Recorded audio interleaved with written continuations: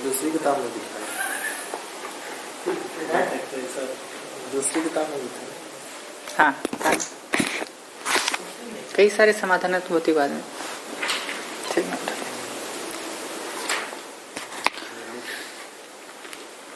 अध्याय 3 खंड 12 परावर्तन प्रत्यावर्तन।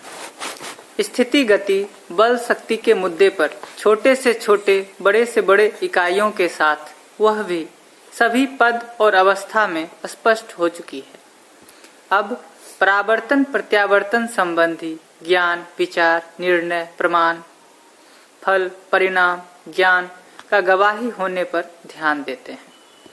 गम्य स्थली के अर्थ में ही मानव सारे कार्यकलाप संपन्न करना चाहता है। गम्य स्थली के अर्थ में ही मानव सारे कार्यकलाप संपन्न करना चाहता है। जैसे मानव चलने लगता है, उसकी गम्य स्थली उसके सामने होना आवश्यक है।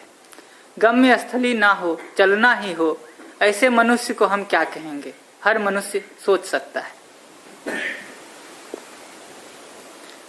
इसी प्रकार एक चींटी भी, एक हाथी भी, पशु पक्षी भी, जीव जंतु भी, जितने भी चलायमान हैं, उनके गम्य स्थली उनके साथ जुड़ा ही रहता है। इसका प्रमाण यही है कि सभी चलकर कोई निश्चित जगह पर पहुंचते रहते हैं। जल में तैरने वाले मगरमच्छ भी तैरते हुए निश्चित निर्धारित जगह पर होते हैं। इस तरह से कुछ वस्तु धरती के हर स्थल पर होने वाले होते हैं, कुछ कहीं कहीं होने वाले होते हैं, कुछ अत्यल्प जगह में होने वाले होते हैं। जैसे हवा धरती के सभी ओर रहता है, सूर्य का प्रकाश एक ओर रहता है, एक ओर नहीं रहता है। जैसे नदी दूर दूर तक बहती है, जैसे पहाड़ एक ही जगह में दिखाई पड़ता है, जैसा झाड़ पौधे एक ही जगह में रहते हैं, इसी धरती में मानव भी रहता है, पक्षी भी रहता है। कुछ वर्ष पहले मनुष्य ऐसा सोचता था कि पक्षियां ही दूर दूर जाते हैं, वह बदलकर अब मानव भी पूरी धरती में घूमता है। घूमते हुए भी कोई न कोई जगह में स्थान में होता ही है, होना एक अवश्यंभावी रहता ही है। यह स्थिति गति के साथ जुड़ी हुई तथ्य है। स्थिति के बिना गति होती नहीं। यह सिद्धांत अथवा सकारात्मक स्थिति के साथ ही गति प्रमाणित होता है। मनुष्य की स्थिति गति सुस्पष्ट है। एक जगह से दूसरी जगह जाते हुए मनुष्य का होना भी, स्थानांतरण होना भी दिखाई पड़ता है। इसके साथ साथ परावर्तन प्रत्यावर्तन क्रिया भी संपादित होती रहती है। ऐसे परावर्तन प्रत्यावर्तन को हम पहचानने पहचानवाने के रूप में, समझने के रूप में, सीखने के रूप में हम अपने में होना पाते हैं। इसमें से समझने समझाने का जो भाग है, इसी में परावर्तन प्रत्यावर्तन सुस्पष्ट होता है। प्रत्यावर्तन विधि से समझते हैं, समझाने की विधि से परावर्तित होते हैं। मानव के लिए जितनी भी क्रियाएं हैं, वे कायिक वाचिक मानसिक कृत कारित अनुमोदित भेदों से हैं। इन सब के मूल में परावर्तन, परावर्तन के मूल में प्रत्यावर्तन, प्रत्यावर्तन के वैभव में परावर्तन क्रिया अनुसूत विधि से संपादित होती है। परावर्तन की सार्थकता तभी संतोषजनक हो पाई है जब समझने के लिए इच्छुक मानव हो। ऐसे मानव के साथ ही परावर्तन क्रिया अर्थात समझे हुए को समझाने की क्रिया सार्थक होता हुआ देखने को मिलता है। परावर्तन की सार्थकता में इतना सुनिश्चित होना आवश्यक है कि परावर्तन क्रम कार्य व्यवहार फल प्रयोजन संगत हो।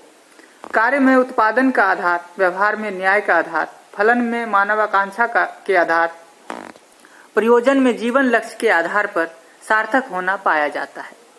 इनकी अर्थात उत्पादन न्याय मानव आकांक्षा जीवन आकांक्षा सार्थक होने की स्वीकृति हर मानव में सहज है। यह मुद्दा पहले स्पष्ट हो चुका है।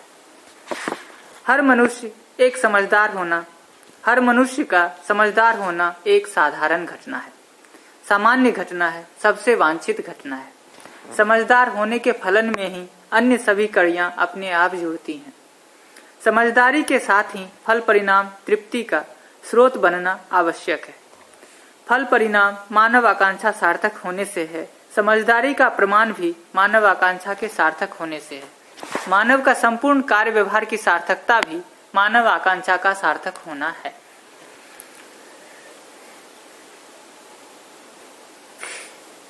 मानव की संपूर्ण व्यवस्था प्रक्रिया भी मानव आकांक्षा के सार्थक होने से है। मानवीय व्यवस्था, मानवीय शिक्षा, मानव के सोच विचार की सार्थकता यदि कुछ है तो वह केवल मानव आकांक्षा पूरा होने से है। इसमें मुख्य बात यही है, अर्थात यह सब कहने का मुख्य मुद्दा यही है कि मानव आकांक्षा पूरा होने से ही जीवन आकांक्षा पूरा होता ही है। परावर्तन में इस बात का जिक्र आ चुका है कि समझे हुए को समझाना, सीखे हुए को सिखाना, किए हुए को कराना। इसके अलावा कोई चीज होता है तो वह अनुमोदन। अनुमोदन भी इन 3 अर्थों में सार्थक होना पाया जाता है। इस ढंग से कृतकारित अनुमोदित विधि से मानव परावर्तित होता है। मानव परावर्तित होने से तात्पर्य ज्ञान विवेक विज्ञान संपन्नता ही मानव का मौलिक स्वरूप है। यही परावर्तित होती है। परावर्तित होने का तात्पर्य ऊपर कहे गए कृतकारित अनुमोदित विधियों से प्रमाणित होने से ही है। ऐसे परावर्तन क्रम में ही अखंड समाज सार्वभौम व्यवस्था में मानव का मूल्यांकन हो जाता है। अखंड समाज विधा में मानव आवश्यकता का ख्याति हो जाता है अथवा सूत्र व्यवस्था हो जाता है। तीसरी विधि से अर्थ व्याख्या हो जाता है। मानव आवश्यकता के अर्थ में परिवार व्यवस्था से सार्वभौम व्यवस्था में मानव की बात स्पष्ट हो चुकी है। मानव रूपी अर्थ इसी क्रम में प्रमाणित हो जाता है, सार्थक हो जाता है।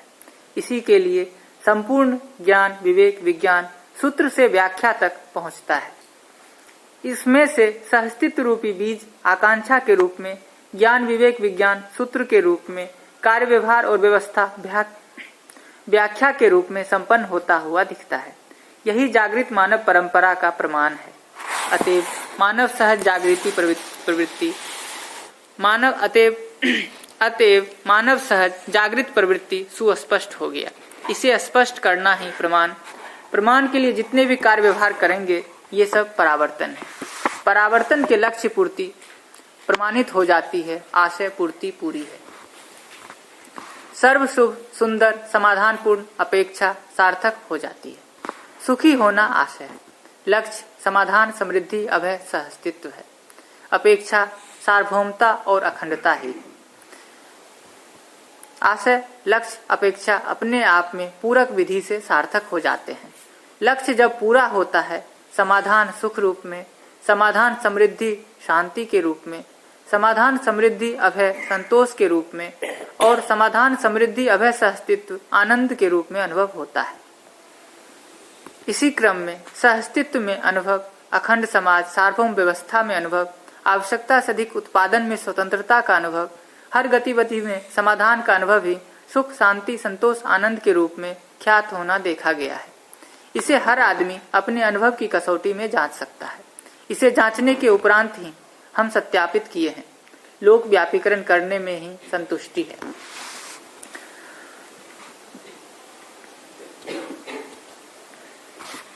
हर व्यक्ति अनुभवगामी विधि से अध्ययन शोध परीक्षण निरीक्षण पूर्वक अनुभव और परावर्तन में अनुभव मूलक वित्त प्रणाली से मानव आकांक्षाओं को प्रमाणित करना हो जाता है।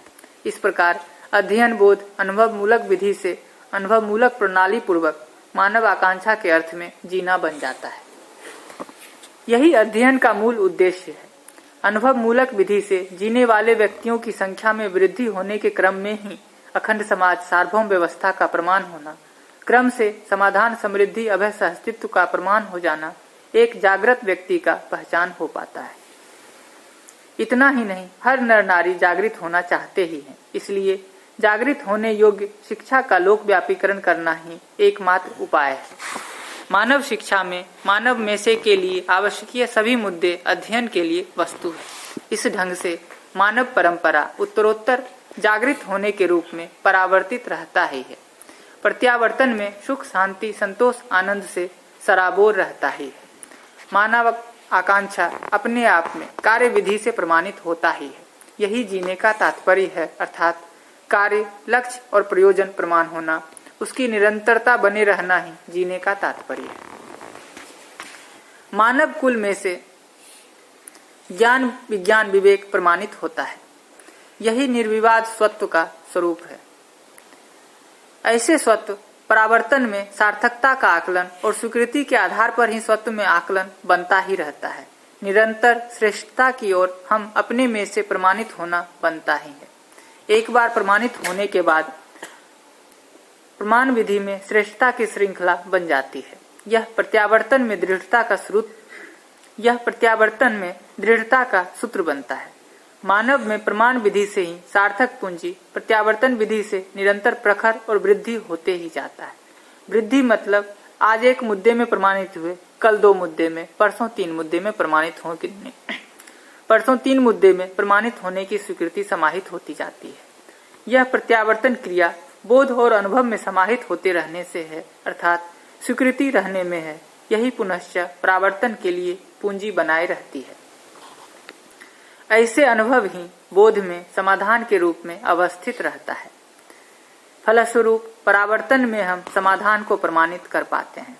इस विधि से परावर्तन क्रिया अनुभव के लिए नित्य स्रोत होना प्रत्यावर्तन विधि से स्पष्ट होता है। जागृति को प्रमाणित करने के लिए यही सूत्र और व्याख्या है। हर प्रत्यावर्तन अनुभव सूत्र है, हर परावर्तन अनुभव सूत्र की व्याख्या है। इस विधि से मानव के स्वरूप का प्रमाण प्रत्यावर्तन में ज्ञान विज्ञान विवेक के रूप में, परावर्तन में कार्य व्यवहार व्यवस्था में भागीदारी के रूप में प्रमाणित होता है। यही जागृत परंपरा है। पीढ़ी से पीढ़ी इसको बनाए रखना हर मानव का कर्तव्य और दायित्व है। परावर्तन प्रत्यावर्तन क्रिया के संबंध में काफी अध्ययन संभव हो गया है। इसी क्रम में परंपरा में शिक्षा संस्कार एक अनिश्चित क्रिया है। परावर्तन विधि से अध्यापन, प्रत्यावर्तन विधि से अध्ययन होना पाया जाता है। अध्यापन एक श्रुति अथवा भाषा होना सुस्पष्ट है। भाषा का अर्थ है अस्तित्व में वस्तु होना सुस्पष्ट हो चुकी है। भाषा के अर्थ के स्वरूप में अस्तित्व में वस्तु बोध होना ही मूल आशय है। यही प्रत्यावर्तन क्रिया है। हर वस्तु बोध अनुभव मूलक विधि से परावर्तित हो पाती है। इस विधि में अध्ययन कार्य अनुभवगामी पद्धति से होना स्पष्ट है। यही प्रत्यावर्तन की महिमा है अथवा उपलब्धि है। इस विधि से परावर्तन अध्यापन क्रिया है। अर्थबोध होना और अनुभव होना अध्ययन का फलन है। अर्थबोध तक अध्ययन अनुभव प्रत्यावर्तन का अमूल्य फल है। अर्थबोध का अनुभव के अर्थ में प्रत्यावर्तित होना एक स्वाभाविक क्रिया है, क्योंकि हर अर्थ का अस्तित्व में वस्तुबोध होता है। अनुभव महिमा की रोशनी से वंचित होकर अध्ययन में वस्तुबोध होता ही नहीं। अभी तक भी जितने वस्तुबोध हुई हैं, ये सब अनुभव में ही प्रमाणित होकर अध्ययन के लिए प्रस्तुत हुए हैं। मनुष्य का अध्ययन वस्तुबोध के रूप में होना संभव नहीं हो पाया है, क्योंकि मनुष्य की संपूर्णता रासायनिक भौतिक सीमा में न होकर अथवा रासायनिक भौतिक वस्तुओं की महिमा शरीर तक ही सीमित रहने के आधार पर मानव का संपूर्ण अध्ययन होना संभव नहीं हुआ। हर मानव जीवन और शरीर के संयुक्त रूप में ही विद्यमान है और परंपरा के रूप में वर्तमान है।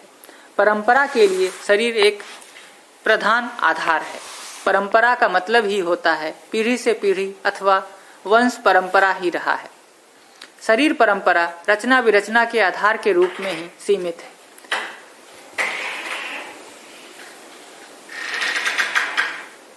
जबकि मानव परंपरा में जीवन और शरीर संयुक्त वरीय स्थिति को प्रमाणित करता है, अर्थात शरीर से अधिक महिमाओं को स्पष्ट कर देता है। शरीर हो जीवन न हो, ऐसी स्थिति में मानव होता नहीं है। इसलिए मानव संज्ञा में जीवन और शरीर के संयुक्त रूप की ही स्वीकृति है। यह भी मानव की समझ में आ चुका है। शरीर ही जीवंत और निर्जीव होता है। निर्जीवता जीवन का वियोग ही है। जीवंतता ही जीवन और शरीर का सम्यक प्रकाशन है, अभिव्यक्ति है। इसी क्रम में मानव संतुष्टि और जीवन संतुष्टि को पहचानना एक आवश्यकता रही है। मानव संतुष्टि के साथ जीवन संतुष्टि सार्थक होता ही है। इसी तथ्य का अध्ययन पहले स्पष्ट हो चुकी है। मानव संतुष्टि का लक्ष्य के रूप में होना मानव जीवन सार्थक होता हुआ प्रमाणित होता है। इसी क्रम में मानव अध्ययन करने के लिए अनुभव मूलक विधि से अनुभवगामी पद्धति को अपना लिया। उसी का यहाँ स्पष्टीकरण और उल्लेख है। मानव का सहज विधि से जीवन तृप्ति का ध्यान इसलिए आवश्यक है कि जीवन बल शक्ति का नियोजन पूर्वक ही शरीर संरक्षण पोषण समाज गति स्पष्ट होती है। जीवन ना होने की स्थिति में शरीर का संरक्षण पोषण नहीं हो पाता है। इसके विपरीत ऐसे शरीर को मृत शरीर घोषित किया जाता है और विसर्जन किया जाता है। इस प्रकार हम इस निष्कर्ष पर आते हैं कि शरीर पोषण संरक्षण जीवंतता पूर्वक ही संपन्न होता है। इसलिए जितना हम जान पाते हैं उससे कम चाह पाते हैं, जितना हम चाह पाते हैं उससे कम कर पाते हैं, जितना हम कर पाते हैं उससे कम भोग पाते हैं। परिणाम पता लगता है कि भोगने की जहाँ तक सीमा है वह शरीर ही है। शरीर के पोषण संरक्षण के लिए वस्तुओं का उपयोग पहचान लिया गया है और समाज गति के लिए उपयोगी वस्तुओं की क्रिया प्रक्रिया को भी पहचान लिया गया है। समाज गति के लिए प्रयुक्त होने वाले अथवा उपयोगी होने वाले यंत्रों उपकरणों को दूर संचार नाम दिया जाता है, जिसमें दूरगमन, दूरदर्शन, दूर श्रवण समाहित है। जागृत मानव परंपरा में वस्तुओं का उपयोग सदुपयोग प्रयोजनशील विधियां निष्पन्न होती हैं और प्रमाणित होती है। उपयोगिता अर्थात वस्तु की उपयोगिता की सीमा परिवारगत आवश्यकता के रूप में स्पष्ट होती है। आवश्यकता से अधिक उत्पादन मानव परंपरा में इसलिए संभव हो गया है कि जो कुछ भी उत्पादन करते हैं, जितना भी उत्पादन करते हैं, उतने को भोग नहीं पाते। इसलिए आवश्यकता से अधिक उत्पादन सूत्र स्पष्ट हो जाता है। यह आवश्यकता से अधिक उत्पादन इस विधि से सहज हो गया कि जीवन में अक्षय शक्ति और बल का होना, जीवन और शरीर के संयुक्त रूप में उत्पादन कार्य संपन्न होना, इसका उपयोग शरीर पोषण संरक्षण समाज गति के रूप में नियोजित होना, जो सीमित रहना अर्थात जिसकी सीमाएं निर्धारित रहना होता है, यह स्वाभाविक है। यह अभी मानव परंपरा भ्रमित रहने की स्थिति में भी देखा गया है कि कम से कम लोग उत्पादन कार्य में लगे हैं, ज्यादा से ज्यादा लोग उपयोग करते रहते हैं। जागृति के पहले से ही आवश्यकता से अधिक उत्पादन मानव कुल में संपादित होने का प्रमाण स्पष्ट है। ऐसे होते हुए भी भटकने का कारण एक ही है। हमें पढ़ाई में यह बताया जाता है, आवश्यकता अनंत है, साधन सीमित है। इसलिए संघर्ष पूर्वक ही हम अपनी आवश्यकता को पूरा कर पाएंगे। इस नजरिए से मानव का संग्रह सुविधा की ओर ज्यादा ध्यान देना, संग्रह सुविधा का तृप्ति बिंदु न मिलना, आवश्यकता को अनंत मान लिया, यही भटकाव और भ्रम का आधार है। इस चक्कर से हम तभी छूट पाएंगे जब यह स्पष्ट और प्रमाणित हो जाए कि हर परिवार की आवश्यकता सीमित है, आवश्यकता को पूरा करने की संभावना ज्यादा है, जीवन शक्तियां अक्षय हैं, जीवन और शरीर के संयुक्त रूप में ही उत्पादन होता है, शरीर की आवश्यकता सीमित है। इस नजरिए से समृद्धि की ओर हमारा ध्यान जाता है। इसका स्रोत परिवार की आवश्यकता से अधिक उत्पादन होना ही है। उक्त विधि से परिवार की आवश्यकता निर्धारण परिवार में ही एक या एक से अधिक व्यक्ति परिवार सहज आवश्यकता से अधिक उत्पादन करने का सामर्थ्य रखता है। समझदार परिवार होने के उपरांत एक ही परिवार में 2-4 व्यक्ति ऐसी उत्पादन क्षमता वाले हो जाते हैं। जब परिवार की आवश्यकता से अधिक उत्पादन होता है, तब समझदार परिवार में समाधान समृद्धि प्रमाणित होने का सौभाग्य उदय होता है। इससे यह परिवारजनों के लिए प्रसन्नता और विश्वास से संपन्न होना बन जाता है। परिवार के हर सदस्य अपने में विश्वास करने योग्य हो जाते हैं।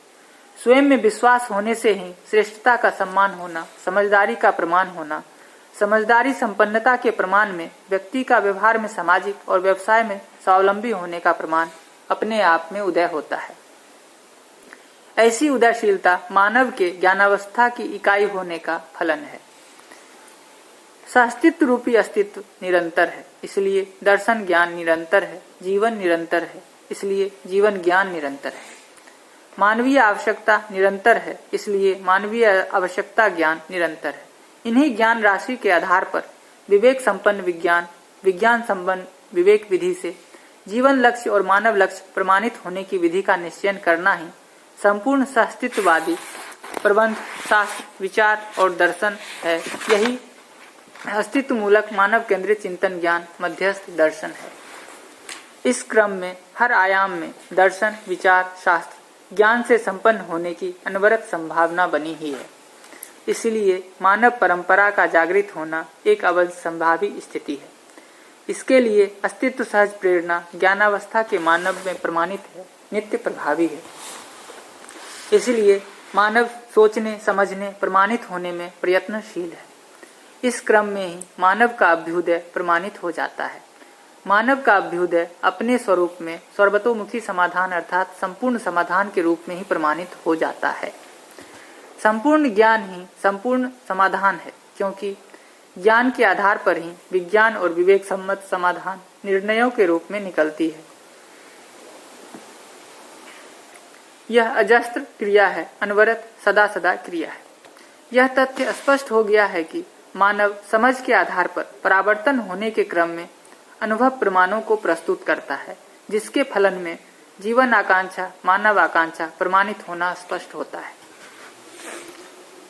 इसके साथ यह भी स्पष्ट होता है कि अनुभव मूलक विधि से समझे हुए को समझाने, सीखे हुए को सिखाने, किए हुए को कराने की विधियां अनुभव मूलक परावर्तन से सार्थक होती है।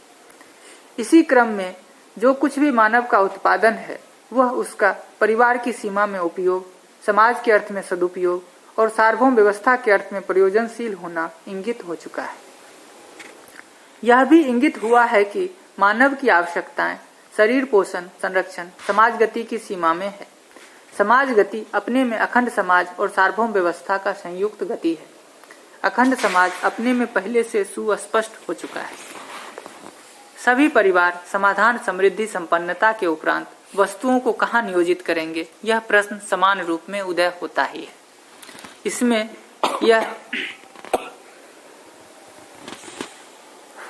इसमें यह इस प्रकार से अनुभव किया गया है कि मानव परिवार में समाधान, समृद्धि संपन्न होने के उपरांत उपकार प्रवृत्ति उदय होती है। समझदार परिवार का जनप्रतिनिधि ही समग्र व्यवस्था में भागीदारी करेगा। समाज गति के लिए जो कुछ भी वस्तुएं नियोजित होती हैं, ये सब समृद्ध परिवार से ही प्रदत्त रहता है। यहाँ तक हर हालत में अर्थात कितने भी जागृत होने के उपरांत भी नियोजन होता ही है। इस प्रकार समाज गति के साथ ही व्यवस्था को मानव प्रमाणित कर पाते हैं। व्यवस्था में भागीदारी करता हुआ एक जनप्रतिनिधि किसी परिवार का ही रहेगा। उनके शरीर पोषण, संरक्षण और समाज गति के लिए जितनी भी वस्तुएं चाहिए वह सब समझदार समृद्ध परिवार द्वारा प्रदत्त रहेगा। इस प्रकार हर परिवार से समाज गति में भागीदारी, योगदान और वस्तुओं का उपयोग, सदुपयोग, प्रयोजन अपने आप में सुनिश्चित रहता है। इसी स्थिति गति में वैभवित जागृत मानव परंपरा के रूप में होना पाया जाता है।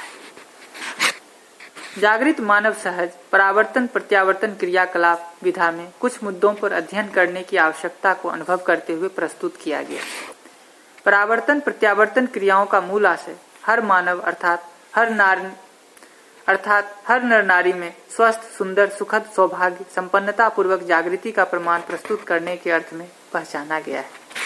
परम सौभाग्य को हर मानव में जागृति, समझ, ज्ञान, विज्ञान, विवेक के रूप में पहचान होना एक सहज क्रिया है।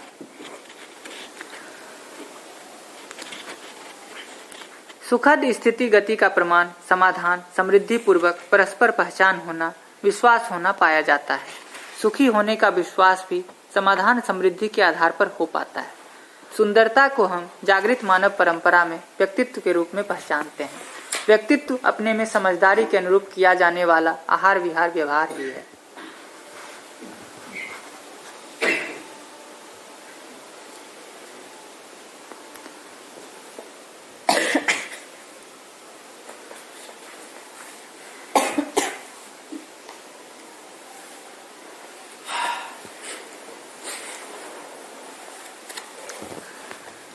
व्यवहार सेवन से संबंध, मूल्य, मूल्यांकन, उभय तृप्ति सहित संबंधों का सेवन होता है। ऐसे सेवन में सेव्यता और सेवकीयता दोनों समाया रहता है। सेव्य सेवा विद्या में संपूर्ण संबंध प्रयोजनों के अर्थ में निर्वाह किया जाना बनता है। फलस्वरूप प्रयोजन का सेवन होता ही है। प्रयोजनों का मुख्य रूप जागृति व्यवस्था में मानव और आकांक्षा का प्रमाण ही है। इन प्रयोजनों के अर्थ में हर संबंध को पहचानना समझदारी की महिमा है। मानव में कल्पनाशीलता, कर्म स्वतंत्रता से समझदारी, ईमानदारी और भागीदारी पर्यंत जो अध्ययन, प्रयोग और प्रमाण वैभव है, केवल मानव में ही प्रमाणित है। यह सर्व मानव में से के लिए समान है, चाहे छोटा हो, बड़ा हो, दुर्बल हो, पतला हो, गोरा हो, काला हो, धरती के किसी भी अंगभूत देशों में हो, काल में हो, सभी मानव में समझदारी की